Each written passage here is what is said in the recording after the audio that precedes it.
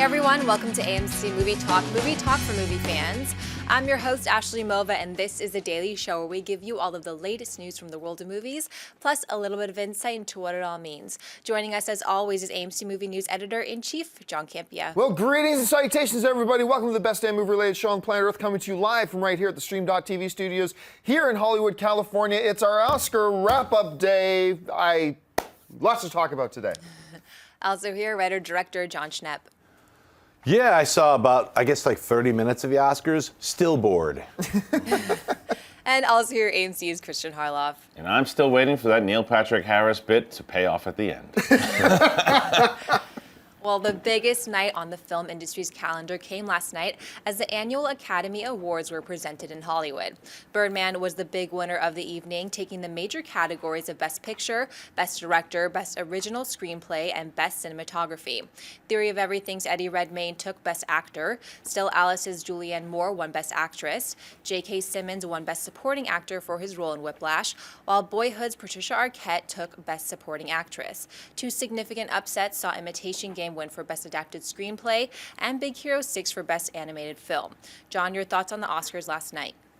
Well, I mean, for what the Oscars is to me, it's awesome because the Oscars is a celebration of the year that was in film. And while even a lot of the times, a lot of the people who I thought should have won didn't win, all great winners, all deserving winners, like even though they weren't all necessarily my picks, across the board, very deserving, and it was a great celebration of film. The problem with the Oscars, and this was really highlighted, I thought, last night, and we'll get into the winners and the losers in a second, is that they have yet to figure out how to put on a good show. You know, and look, I'm one of these guys, I don't tune into the Oscars to be entertained. I can watch a million films and television shows and listen to be entertained, that's fine. I watch the Oscars because of the opening of the envelope and the celebration of films and the in memoriam. That's why I watch the Oscars. But hey, if you're going to have a 3.5-hour show, why not put in a little bit of effort and actually make it entertaining at the same time? And once again, I felt like they failed to make it an entertaining show. That's not what's important to me, so I don't get really worked up about it. But, you know, and the Neil Patrick Harris thing, I was so happy when they announced that he was going to be the host. So happy. Just flat. I mean, there was nothing he did that was a disaster. It was all just flat and unfunny. Maybe one or two good little jokes here and there. Anyway, so that's my feelings on the show part of it. We'll talk a little bit more about the ins and outs of the winners and stuff like that, but your guys' impressions of the show overall. I mean, the show for me, it's like you said, I was actually excited that Neil Patrick Harris was doing it as well. And coming from his experience on stage, and it was going to be a lot of fun. And the opening act actually seemed like it was going to be a lot of fun. And I think Ellis said it yesterday too. Okay, we're in for a good ride here, and then it just fell flat, like you said. It just made me thank God that the DVR was invented. So you could fast forward to just get to the parts that you wanted to see.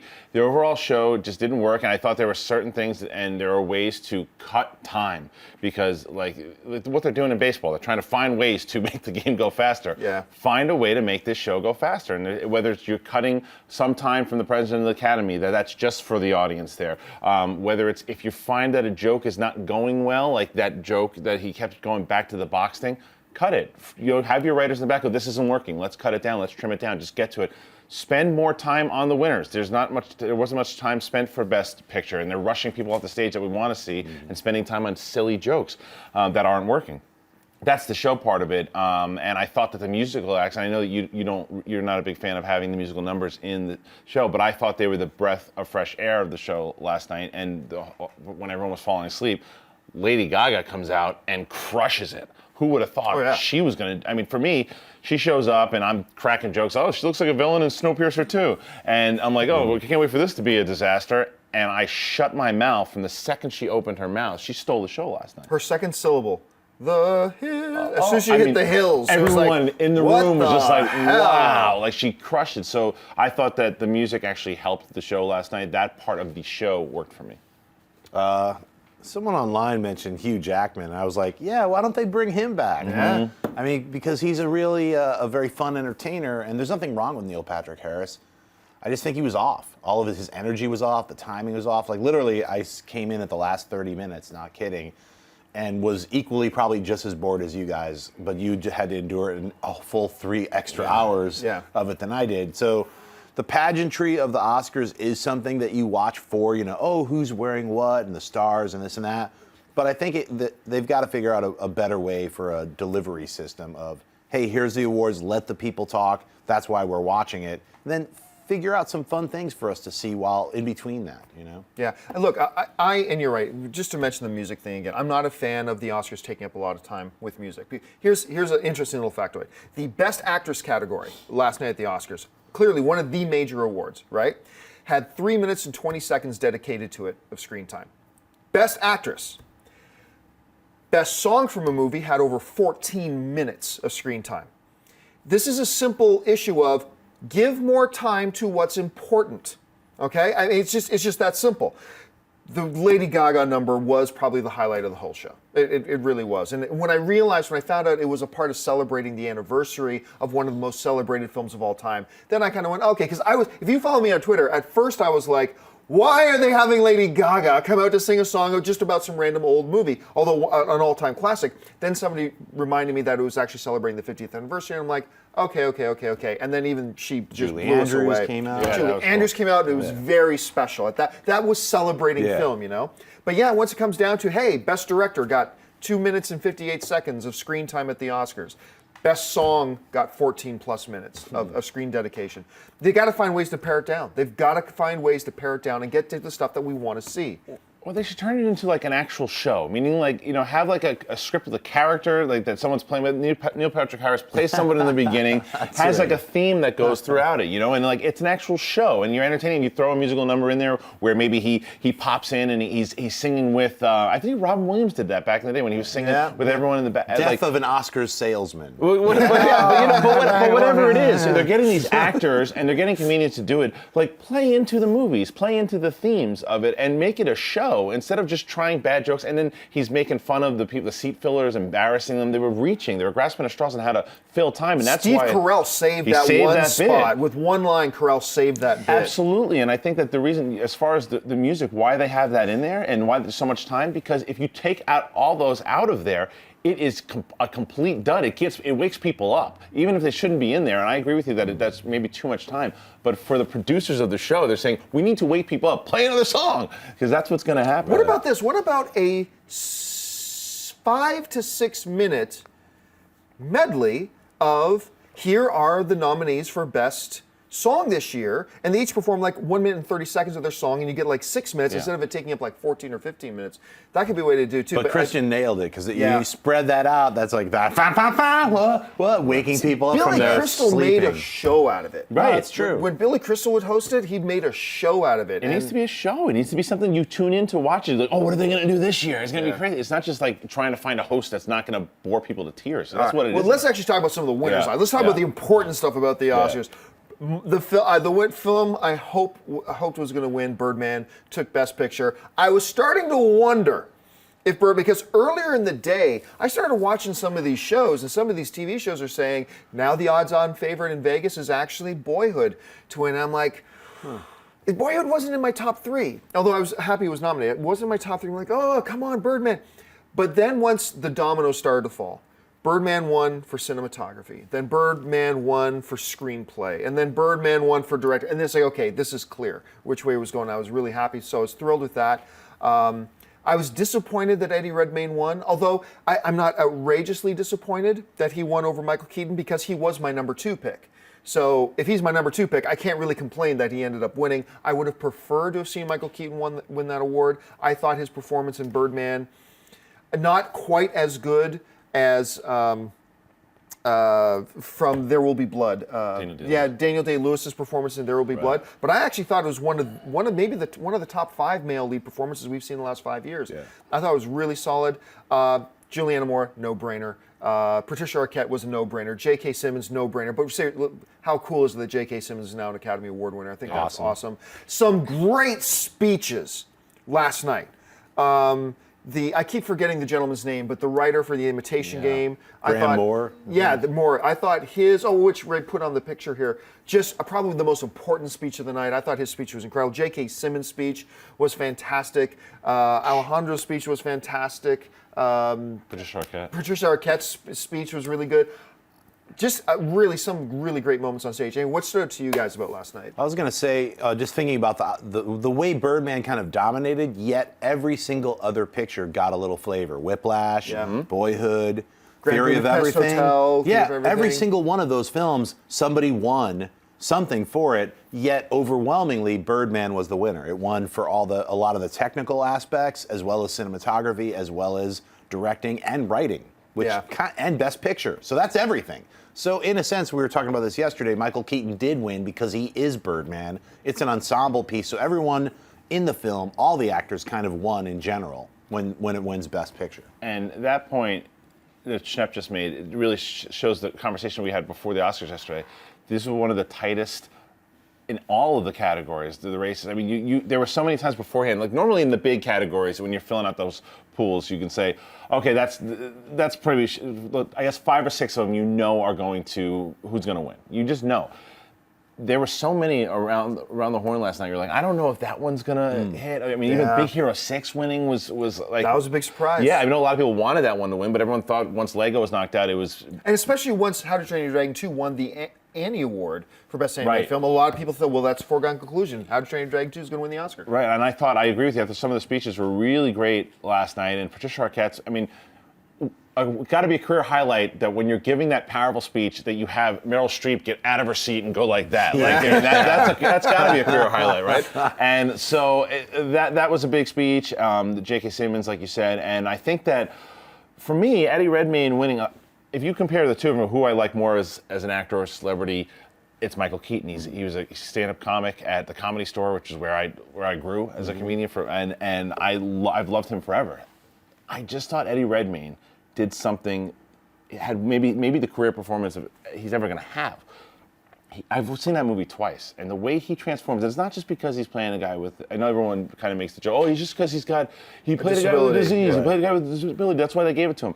It's not, because it was such a human performance of what he did, and the way that he encompassed Stephen Hawking. He transcended just the disease. He did so much more with that character and showed you what he was as a man before he got it, and the relationship he had with Felicity Jones and everything, and you learned so much about Stephen Hawking through Eddie Redmayne's interpretation.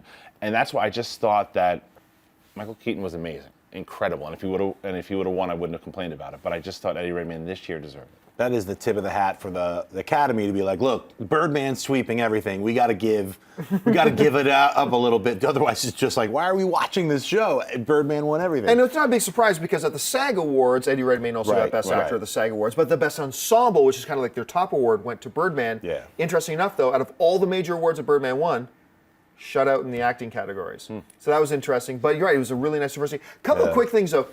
Following a lot of people on Twitter, a lot of people were complaining about the in memoriam thing, that, where was Philip Seymour Hoffman? Where was Harold Ramis? Where was it?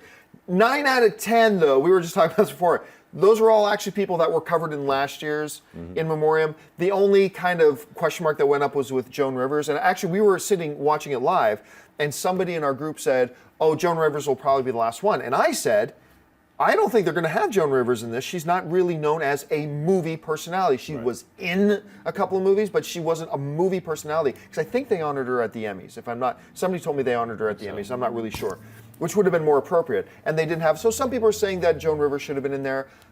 I didn't think so. Not because she wasn't great and a monument in the industry. It's just that wasn't her area of the industry. She's more of a personality and not an actress. Yeah, that's just the way I saw it. But they cover, as far as that point, I mean, they cover editors and screenplay. Sure, but she wasn't really. Well, yeah, I know, either. but I mean, I'm saying but what she did as far as being an entertainer and as far as covering the Oscars for all the years that she did, she was a big voice on the Oscars. I thought she should have been attributed because she had such a presence there. Sure. And if for me, if you're going to honor a producer, I know that they've had producers of the Oscar telecast in general, and working on that show, if you're going to honor someone like that, which you should have, I think Joan Rivers should have got a nod because of the entertainer she was and because of the presence she did have at the Oscar celebration. Last other thing that's got a little bit of controversy around it was the Best Visual Effects Award. Ended up going. One of the few picks I made on my Oscar ballot that I actually got right. I did pick Interstellar to win. Of course, I've made the argument too that apes had a really, really, really, really strong thing. And we were talking about this last night, and a lot of things, I picked Interstellar, but I still kind of felt like Ape should win. But to me, and I said this last night, it felt like Apes and Interstellar, when you look at them, these are two films, and you can't say this often, even about great visual effects films. The visual effects in both of these films were flawless, like completely flawless. And therefore, I had no complaint about either one of them winning. But I will say this about Interstellar. Interstellar had a wider scope of effects. So it wasn't just a few things they did really, really well. They engaged in no green screen in it. All this other type of stuff. They built all these, their visual effects went beyond computer visual effects. And they did a whole lot more different types of visual effects than the thing. I'm not saying that makes it deserve it more than Apes.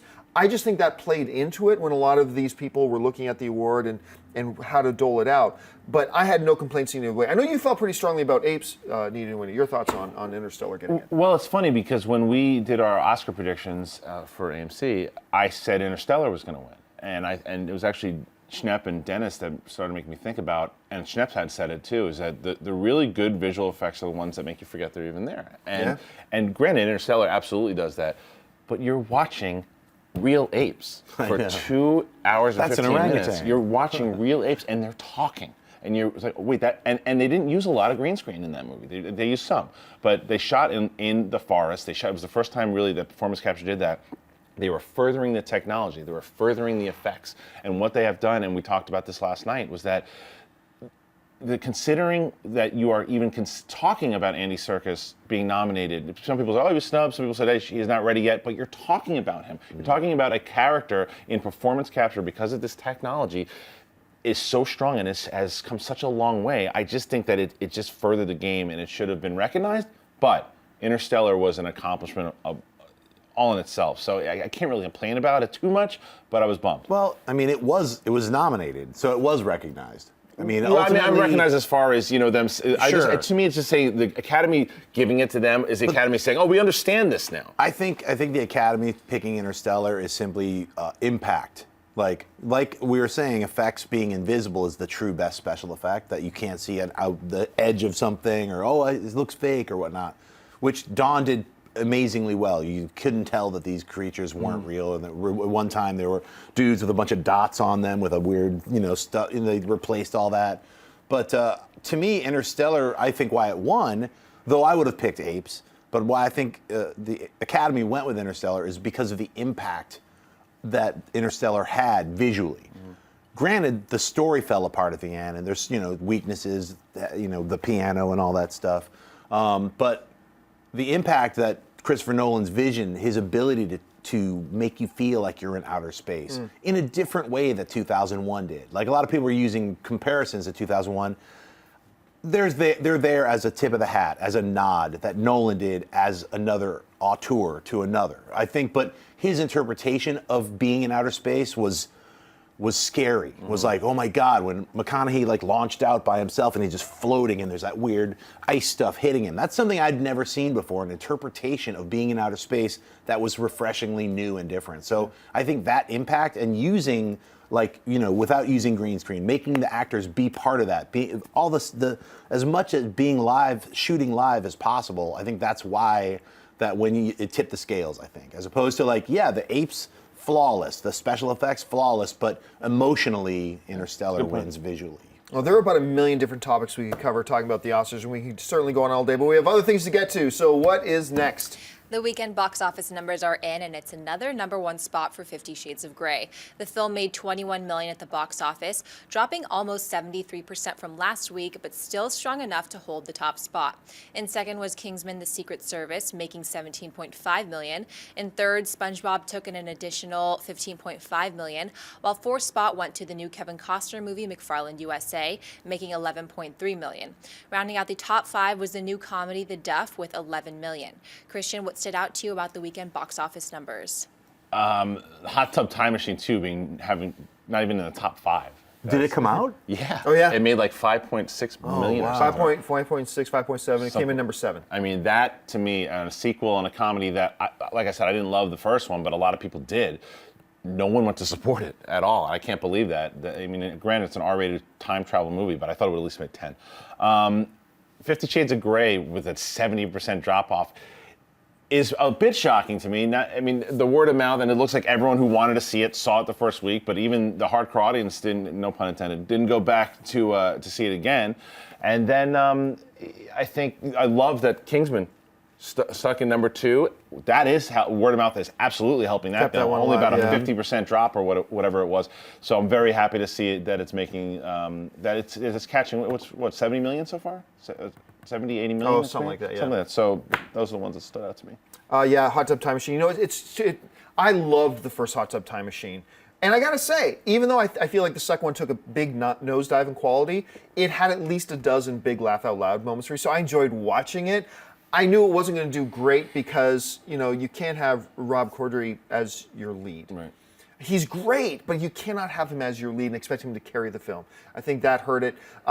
Look, if you had told the studio ages ago, you're going to put out a 50 Shades of Grey movie, and in its second week, it's going to make $20+ million, they would be doing dances. I think the fact that it dropped 70+% is more of a reflection of the fact that, number one, the type of movie that it is, and it was released during Valentine's Day weekend. I think that's more of a reflection about why it dropped. It certainly had a part of its drop because it's not a great movie, but I think more of it has to do with how big the opening was as opposed to its second week. And yeah, Kingsman Secret Service hanging in there, word of mouth. Go see if you haven't seen it yet, Right. Schnepp. Yeah, the only thing I have to add is, if you haven't seen Kingsman, go see it so that it is number 1 in its third weekend. That'd be fantastic. All right, let's get to our buy and sell. Ashley, what do we got? A report from Deadline is claiming that Steven Spielberg is considering directing another Indiana Jones movie himself if the script, of which there is none yet, comes into his satisfaction. This adds more gasoline to the fire about the rumors of Chris Pratt possibly becoming our next Indiana Jones, since Spielberg recently suggested Pratt would be his pick for the whip-wielding adventurer. Jeanette Byers said that Steven Spielberg will direct a new Indiana Jones film. I'm having horrible flashbacks of like maybe 10 years ago when I heard the same thing where Spielberg was talking about making another Indiana Jones movie, and George Lucas kept, walking around saying, well, we really have to get that script right. And then Frank Darabont wrote an incredible script, and then George Lucas had some issues with it. 2-3 years later, we get the Crystal Skull nightmare, and it's an embarrassment to everything that represents Indiana Jones. So of course, I know why Spielberg wants to get back in the driver's seat. He's like, look, I want to make up for making that poopy 4th Indiana Jones movie, make a 5th one. Let's get Pratt in there. I say use Darabont's script, and there's your script. Go. Christian? I buy that he's going to direct it. I agree with Schnepp. I think he wants to make it up, and because he was actually on board with Darabont's script. Yeah. And so was Ford at the time. So I don't think they can use that because I think there were a lot of elements with the Crystal Skull and stuff in Darabont's thing. But I think that I'd like to see Darabont do a pass on it. That'd be really cool. But yeah, I think he's going to come back, and I think he'll probably wind up getting Pratt now. Yeah. I think this is going to happen. I buy it. I think Spielberg will come back to do this, and it's looking more and more like Chris Pratt will be in it. I didn't like that idea at first. I still don't really like the idea because I'm a huge Chris Pratt fan. Don't think it's a great fit. But then somebody brought up on the show the other, what if Pratt does what the Bond actors have done? Take Bond and give take Indiana Jones and make a new Indiana Jones, his version of Indiana Jones. That could be interesting. This could be great, so it's a buy. What's next? Actor Hugh Jackman has hinted many times that although he may have 1 or 2 more appearances of Wolverine left in him, it may be time to start thinking about retiring as the character. However, minds change. In a recent interview, Jackman said the following after watching Michael Keaton play Birdman. I said to my wife, the moral is that I should never stop playing Wolverine. I've got to find a way to keep playing him until I die. I know that someday they'll recast the role with another actor. I'd be happy if the role was eventually recast. It would mean that it had become iconic. I always want to be in better shape than I was the last one. I don't believe in stagnation. People say they try to maintain the status quo, but I believe the natural cycle means you're either advancing and getting closer to something or you're receding. Every time I play Wolverine, I want to go further physically and emotionally. John Byers sell Jackman's comments. I buy them, although, Hugh, you may want to watch Birdman again. I'm not sure the moral of the story was you have to play the same character until you die. I'm not sure that's what Alejandro was going for with that movie, but hey, anything that gets you to keep playing Wolverine, I'm on board. And what's really funny is you look at a guy his age, and he makes a comment like that, I want to be in better shape every time I come out for. Okay, that's not realistic. except that he does it. Yeah. Every time he's coming out as Wolverine, we see these pictures of him and we go, wow, that dude's in shape. And then the next Wolverine comes out and it's like, this guy is chiseled out of granite. And then the next one comes out, it's like, okay, this guy's just not even human anymore. And you understand his work ethic. Anything, hey, if it's watching Birdman that does it for you, great. Then keep watching it. I'm all for this as a buy. Christian? Big buy for me.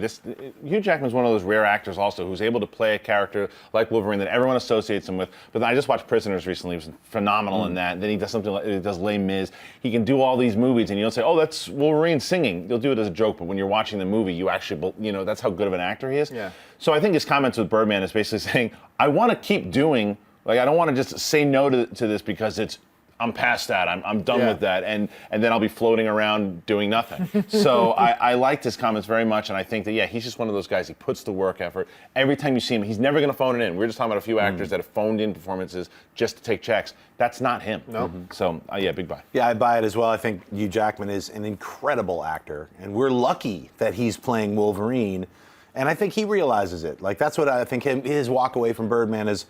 I'm lucky that I'm Wolverine, and I'm gonna keep being Wolverine until they tear that role away from me, as opposed to I'm tired of it and let someone else do it. Like they're gonna tear that out of my cold dead hands, which is great news. I mean, I think he could easily be Wolverine for the next 12, 15 years. They just got to step up making the movies. Come on, All right, folks, it's up part of the show for Mailbag. If you've got a question or a topic you'd like us to address on the show, email us anytime at amcmovietalk@gmail.com. We're going to have no time for live questions today, but Ashley, what is in the mailbag?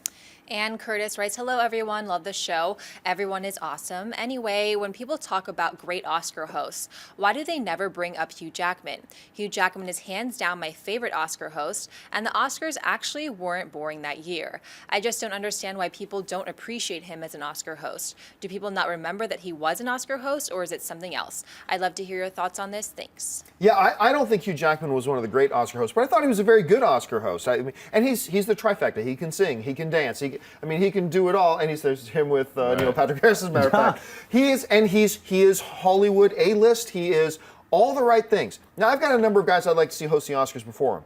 I would love to see Kevin Spacey host the Oscars. Yeah. I think he would be incredible. After last night, put me down for Steve Carell hosting the Oscars. I think that would be great too. So there are a number of guys I could really see hosting before Jackman, but if they announced next week Hugh Jackman is coming back to host the Oscars, I'd be very happy. What about you guys? I loved him as a host, and he's not talked about a lot too. And I think because people always talk about the comedians first. But the reason Jackman was so good is, going back to my point before, he made it a show, and everything he was doing, he was on. And just the last conversation we had 2-3 minutes ago, he was always committed into it. He never bailed on anything. His energy was at 110%. So he was a great host, and I would also be on board if they made him a host again. Yeah, I agree. If they made him a host again, he's like, let's put on a show. It's like that old theater style thing. I still think they should get Steve Martin, Eddie Murphy. That would be a crazy. Eddie Murphy's checked out though now. I know, but if you teamed him up with Steve Martin, I'd like to see Steve Martin by himself. Or you need Steve Martin by himself would be great too. Yeah. Or of course, there's the big fallback. What do you do after you've had a disaster at the Oscars? Go back to Billy Crystal for a year. Right. Try to get the train back on the Tina track. Fey, Amy Poehler. Yeah. Yes. They should be I'm all next for year. that. I'm all for that. Okay, what's next? John Greiger writes, hello AMC Movie News. My question is, what is the difference between the categories Best Sound Editing and Best Sound Mixing at the Oscars? Thanks, and keep the movie game dirty. And put this in food terms. Imagine it's two separate people. The one guy is responsible for getting all the best ingredients. And then the other guy is responsible for putting all those ingredients together in a certain way to make a nice tasting dish. That's sound editing and sound mixing. The sound editor creates all the sounds you're going to hear, understands what we need, what sort of nuance, what would be coming out of this, blah, blah, blah. That's the sound editor. But then it's the sound mixer, literally that guy sitting at the board, right? Who understands that you can't just throw in great sounds like you just can't throw in great visuals. You have to make them all work together and sing together perfectly in great balance, emphasizing what needs to be emphasizing, de-emphasizing what needs that. And so that's the difference. That's the sound editor, sound mixer, two different things. That's why you get, and oftentimes you'll see the same nominees for sound editing, sound mixing, but, Whiplash, right? That got nominated for Best Sound Mixing. Not a lot of creative original sounds you have to come up with for sound editing, so it's not nominated for sound editing, but was nominated, and I think it won for sound mixing. I think it won mixing. And then there was one film that did get nominated for Best Editing, but not for sound mixing. But that's the difference. You guys have anything to add to that? I would say it's sound sound editing, also sound design. Like Ben Burtt. Yeah. Ben Burtt is somebody who did the sound Iconic. editing as well as the design and creation of those sounds. So they're very different. Just because the word sound is in there doesn't mean they're completely, totally different jobs. Yeah. So. All right, what's next? Amy Lowe writes, "Hey AMC, I heard that a new Frozen short will debut with Cinderella, which I'm looking forward to. Speaking of which, what's your favorite Disney or Pixar short?" Boy, speaking of the short, I loved Feast. I loved Feast. I remember I saw that before screening of Big Hero 6, like a lot of people did, fell in love with it. But I honestly, I think my all-time favorite, I don't know what the title of it is, but it's one of the oldest Pixar shorts, and it's the old guy playing chess against himself in the park. That to me, so like, no dialogue, no anything like that, and yet it told this beautiful, amazing story with this incredible character, and no words are spoken, and it's like a couple minutes long. To me, that is still my favorite Pixar short. What about you guys? What was it, Paperboy? Is that what it is? Paperboy from Paperboy? last year, yeah. Yeah, that was the one for me. I remember watching that because I always liked the ones beforehand, but I remember saying, this one just blew me away. And I was thinking about it like after, I think it was for Wreck-It Ralph, or maybe, I don't remember where it was. Yeah, it was Wreck-It Ralph. It was yeah. for Wreck-It Ralph. And Wreck-It Ralph I loved, but afterwards I said, but that Paperboy. So I think, for me right now, Paperboy is my most favorite. I think it's just because it's the most current one, but Feast really moved me. Like Yeah. when you get emotionally moved within 3 minutes, that's doing something. That's the magic of cinema. So I mean, I love all of Pixar's shorts. So. Well, folks, that will do it for us for this installment of AMC Movie Talk, covering after the biggest day in the movie calendar, the Oscars, of course, so that kind of dominated our conversation today. We will be back again tomorrow. Don't forget, guys, lots of great movies playing in AMC theaters right now. Head on over to www.amctheaters.com for your theater showtime, and of course, your movie ticket information. And don't forget to share this video on your Facebook, on your Twitter, give it a thumbs up. Make sure you subscribe to our YouTube channel. If you want an audio-only version of this episode, look in the description of this video and you'll find a link to our podcast feed. I want to thank the guys sitting at the table with me, sitting right here, Mr. Christian Harloff. Christian, where can people find you online? Well, if you guys want updates on Jedi Council, you'll get them pretty soon. Follow me at Christian Harloff on both Twitter and Instagram. Of course, the one, the only Mr. John Schnepp in that awesome D&D shirt. Schnepp, where can people find you online? Find me rolling 20, son. What's up? And I just thought of I think it was called Night and Day, or remember that? That was it's a the one where it was like the one shadowy creature that was day and the other was night. That was one of my favorites too. You can find me at Twitter, and Instagram at John Schnepp, and at TDOSLWH. The Death of Superman Lives. What happened May 1st. And of course, our lovely host today, Miss Ashley Mova. Ashley, where can people find you online? Twitter, Instagram at Ashley Mova, and I'm going to do an awkward Neil Patrick Harris smile while I shoulder shake. Happy Monday, guys. And you can find me on the various social media networks just at John Campia. Thanks for joining us, guys. My name's John Campia for AMC Movie News, and until next time, bye-bye. Hey everyone, if you liked this video, click that thumbs up button and make sure to subscribe to our AMC Movie News YouTube channel. It's free and helps you stay up to date with all the latest movie news, as well as our daily AMC Movie Talk show. Also, make sure that you follow us on Facebook and Twitter to stay up to date with all of our special promotions, contests, and prize giveaways.